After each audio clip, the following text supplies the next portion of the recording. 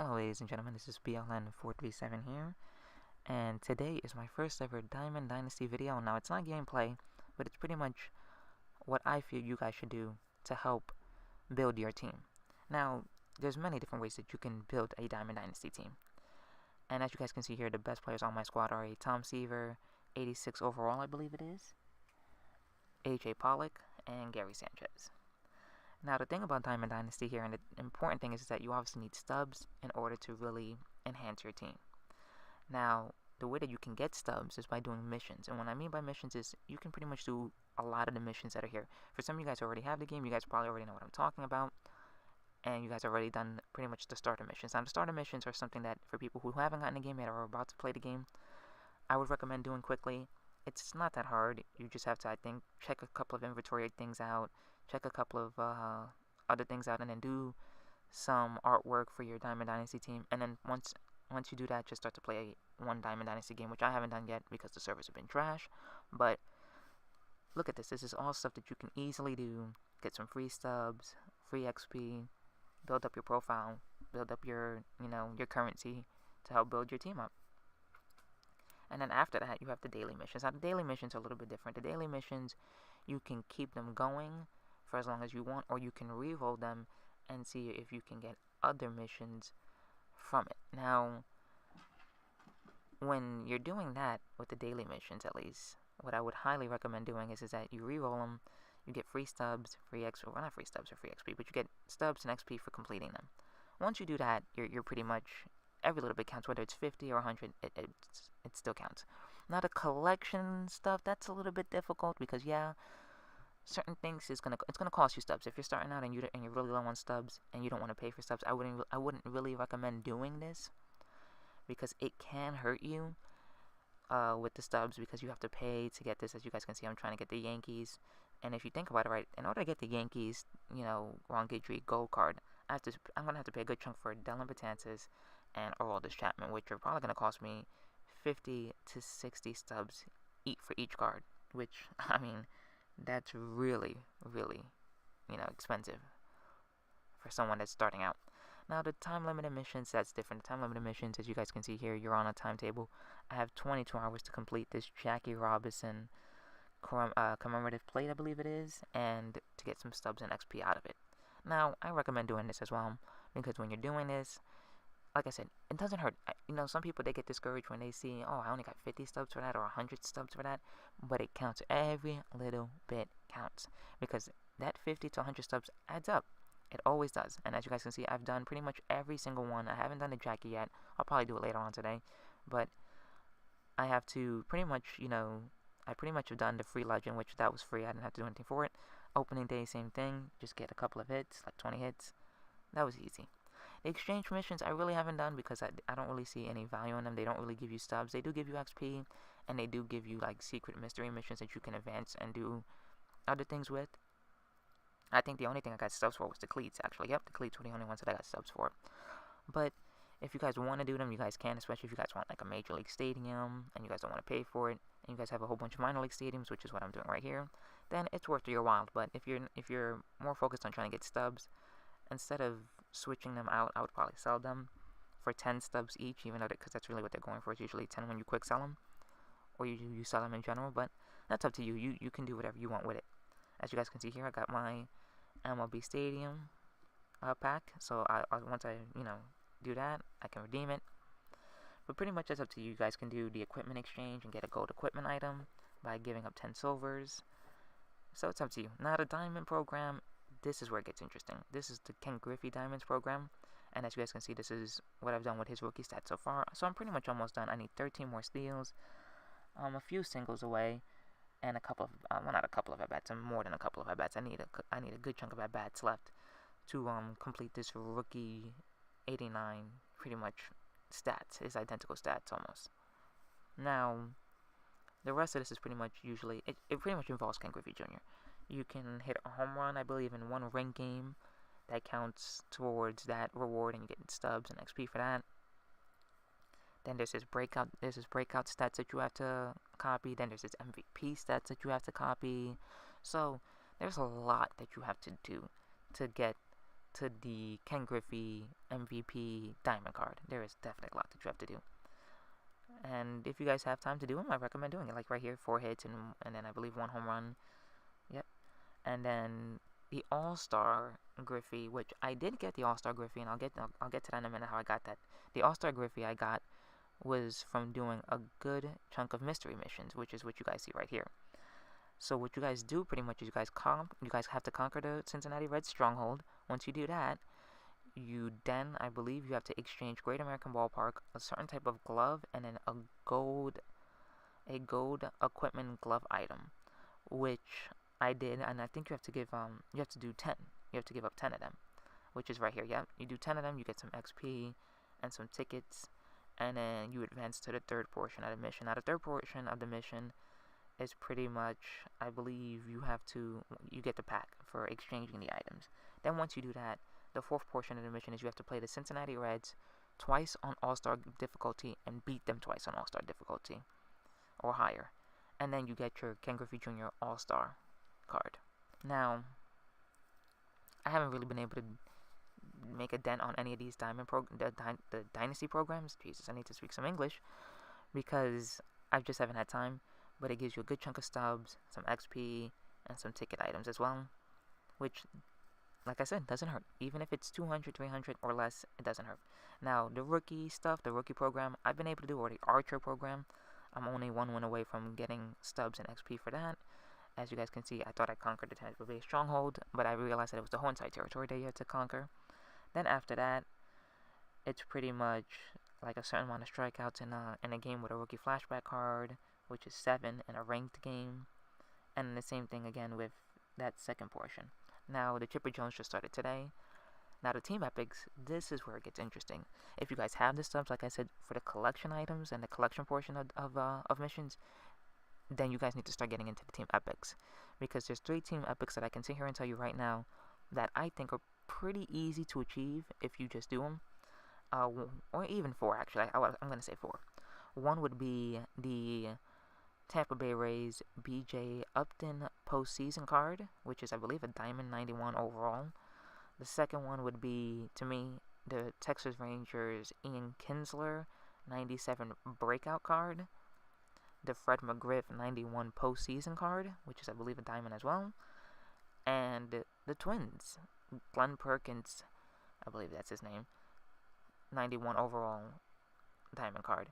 Because if you think about it, like I said earlier, you're not going to have to pay that much money, most likely, for any of the players on Tampa Bay, except for Evan Longoria and Freddie Freeman when it comes to the Braves. And you probably won't have to pay much. Well, you won't have to pay much for the Twins besides Dozier.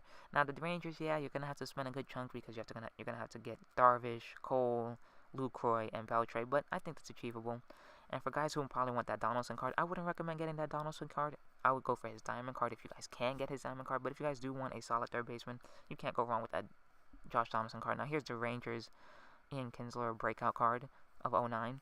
So as you guys can see, I have to play 3 more games on veteran difficulty or higher to get to the 4th portion of that mission, which is, I believe, to collect all 40 cards. And same here, I have to collect 15 of the Braves cards to get that Dale Murphy card. And then I just have to tally, I believe, 5 runs with him, it says. Yep, 5 runs. So those are pretty, achievable things to do. Get him on base 5 times, drive him in 5 times. And if you guys are playing on rookie difficulty, it'll be even quicker.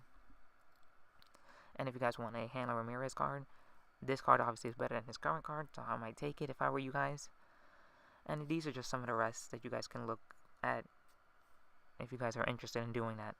Now, the player epic, I only really have 4 epics. I really only have one, which is the Eddie Matthews card. And you have to play pretty much a bunch of ranked games and pretty much match these stats. And then once you guys match these stats, you get the free 99 overall Eddie Matthews card. Now, the next portion is Player Spotlight, which I've already done 3 out of my 4. I did the Tom Seaver, I got Stubbs XP. I got the Rich Hill, which is pretty much Stubbs XP. And then I did the Greinke. Now, the way that you guys unlock these is that if you guys go into the ticket counter and you guys buy them off of the ticket counter, which is the Rich Hill, which I've seen a bunch of times on the ticket counter. Zach Greinke I've seen a bunch of times on the ticket counter. And the Tom Seaver I ended up getting through a pack, so I didn't get that through the ticket counter. Then you guys can start these missions. Now, as you guys can see, this is my career now. I have made a dent on a good chunk of these, and this gives you a bunch of stubs and tickets and XP for doing so. So I would recommend doing this, playing the game a lot, if you are playing the game a lot, to kind of pay attention to this. And they give you a bunch of stubs pretty much for easy, or rewards for doing pretty much the minimal, like little stuff. Like, as you guys can see here, 300 pitcher strikeouts, 50 pitcher wins, 25 base on balls. So I walked 25 times. 400 RBIs, 100 RBIs, 50 home runs, 100 home runs, 3 triples. Like, I got XP stubs from pretty much doing nothing. Like, nothing at all, which is crazy.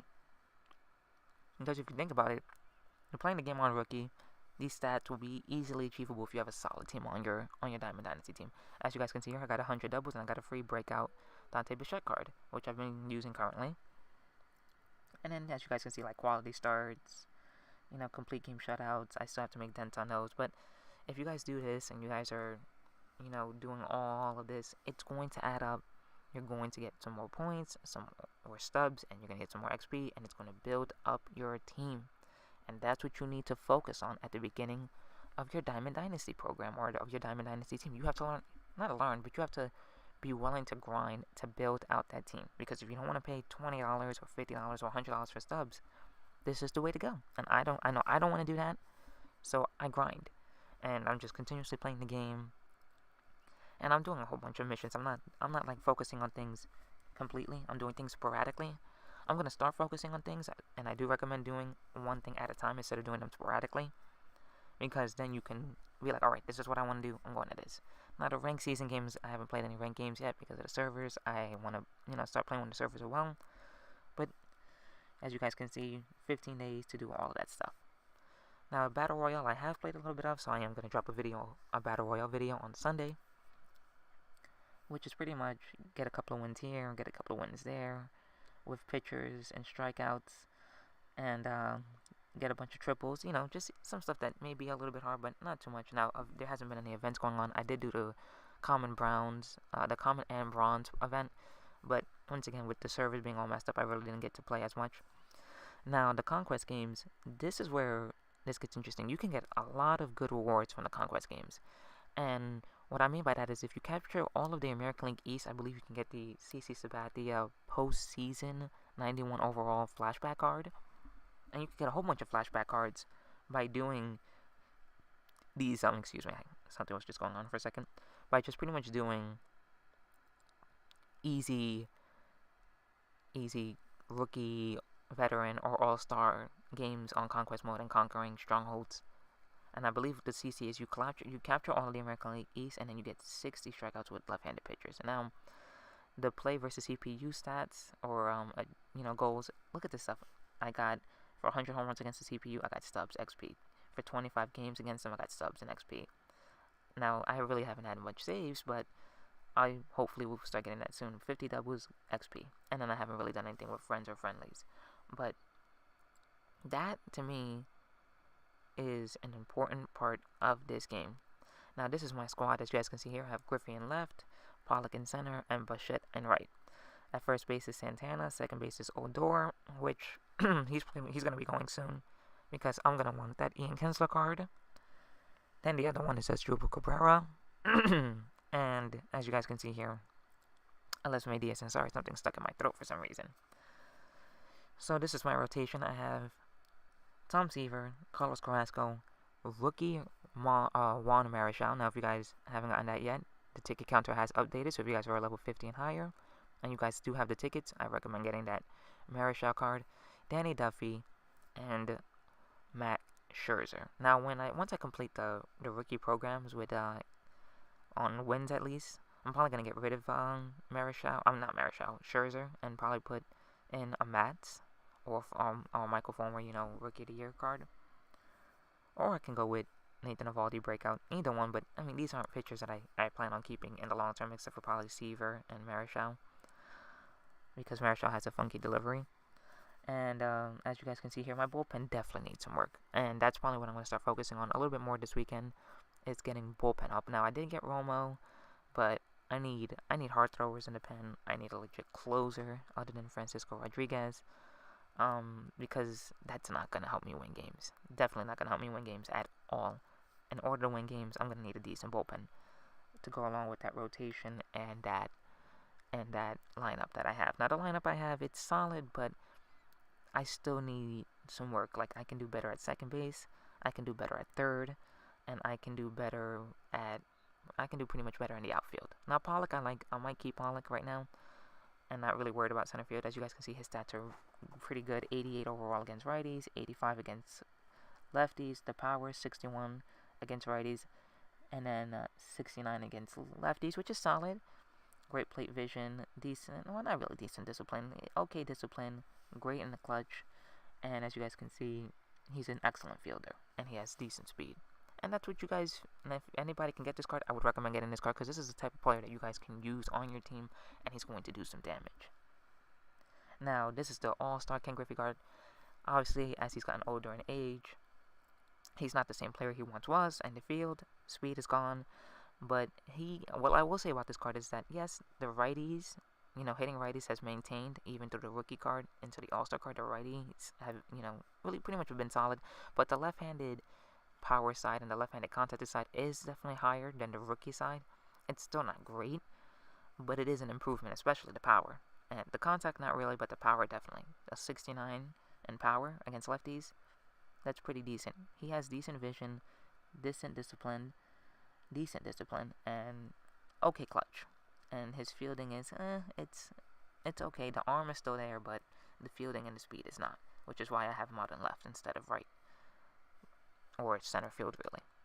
So that's pretty much the Griffey card. Now, like I said, the way that you guys get this is capturing the Reds, stronghold. Once you guys capture the Reds stronghold, and you guys do that, you'll be able to unlock everything else that goes along with it, because Red Stronghold, exchange 10 items that are Great American Ballpark, the glove, and then the gold equipment glove item, and then just beat the Reds twice, and then that's pretty much it. You don't need to do any more there. Now here's the Bichette card, the breakout Bichette card. Decent card when it comes to hitting. 87 contact against righties, 70 against lefties, 80 power against righties, 76 power against lefties. That's solid. Vision is okay, it's decent. Discipline is not there. Clutch, pretty decent clutch. And then after that, okay fielder. Has somewhat of an arm, some speed, but he's not really going to do anything for you too much defensively or speed-wise. Where he makes his money is on his offense. Now, I really need a good first base. When I need to upgrade at first base, Carlos Santana has been decent for me, but I definitely need more. Look at this. His contact against righties is 51, lefties 69, so it's not great. Power is there, at least when it comes to the righties, not really the lefties, 53 power. But he has decent vision, decent plate discipline, okay clutch, and he's an okay fielder. So he's solid. Now, Rudnett as well. As you guys know, I'm going for that Ian Kinsler card, like I just said. But decent stats all around, not going to do anything impressive. He hits a bit, hits for some power. But I will say this about the Rudnett Odokar. If he hits the way that he's been hitting the first week of the season, later on, this card can become a very valuable card for you guys. For you guys who have this card, I would suggest keeping on to it for right now, because I really believe that Rudnett Odor is going to have a huge breakout season that's going to show a lot of people that this guy can hit, and this guy can hit legit. Now, as you guys can see after that, I have Gary Sanchez. This is another card that, as the game continues to go on and they continue to update their rosters and update the stats, he can become big time. Now, that's just me saying, that's just my prediction. He can become big time. Now, I'm a huge Yankee fan, and I believe that Gary Sanchez is the real deal. So, I would hold on to this card right now. But if it doesn't really start to click and he's not doing anything, you're going to start to see this card either get devalued or it's going to stay at the same that it's at now. Because we just don't know. We don't know. But this, as you guys can see, the power is the best part of this card. It's a 60, I believe, almost like a 74 and then like a 60 on the lefties. Now, Lemay Diaz, I have him just purely because he's a good contact hitter. 80 overall against righties, or 80 contact against righties, 78 contact against lefties, which isn't bad. That's solid. He has decent vision, okay discipline, and he can field. solidly. Now, as Juba Cabrera, pretty much same thing. He has, he has some decent power and contact against lefties, not really righties, but he can bunt. He has okay, I guess, when it comes to the vision discipline. He's not really a clutch player, can field, and doesn't really have that much speed. But I have him right now just because I was looking, for some good left-handed pop, and I needed a switch hitter to kind of deepen up my lineup. But I am thinking about putting either Hanley Ramirez at third base or at short because I need some more pop in my offense. But that's pretty much my lineup right now. Now, as you guys can see, this is my bench. So I have Michael Franco at on the bench now. Once again, he's solid, but he's not great. He has where he makes money on this card is pretty much he's a good hitter, a decent hitter. He has some pop against lefties, decent vision, can field a bit, or not really a bit. I mean, he's a decent fielder. He has an arm and stuff like that. His fielding is a 74, but that's decent to me. That's average. Now McCann is my backup catcher. Now this card, once again, it's not going to do anything against righties, but the big plus here is that if someone brings in a lefty, they're going to be screwed because he can hit lefties. He can hit them for contact, and he can hit them for power, and that's what I've been using Brian McCann for. Whenever that person brings in that left-handed, hitter or that left-handed pitcher out of the bullpen, I go boom. Here goes my left-handed bat that can hit lefties. Now the next thing is Ender Inciarte. I have this card because of decent contact. Again, 84, 77, and pretty much because he can bunt, and he can pretty much, he can bunt a bit. And he can flat out field, and he can steal bases for me. So if I need, if I'm in a late game situation and I need some speed, Ender Inciarte is the type of guy that I want on my team doing so. Now, the next thing is pretty much. Now here's the Hanley Ramirez card that I was talking about, whether I should put on third base or whether I should put at short. Once again, solid offensive stats. Good against lefties, obviously. Decent against righties. Has, some good vision, some good discipline. He's almost at average. Great clutch. And his fielding is, this is going to be probably one of those situations where I'm going to have to take what I get defensively just to get the offense. And then Jarrod Dyson's another one that I just use purely for late game situations when I need to steal or I need a bunt, because he can bunt, he can steal, and if I need to do that in a late game situation to just put pressure on the opposing player, this is the card that you need. So that's it for this edition of my first Diamond Dynasty tips video. I'm going to be dropping my first ever Battle Royale Diamond Dynasty gameplay on Sunday. So Road to the Show be tomorrow.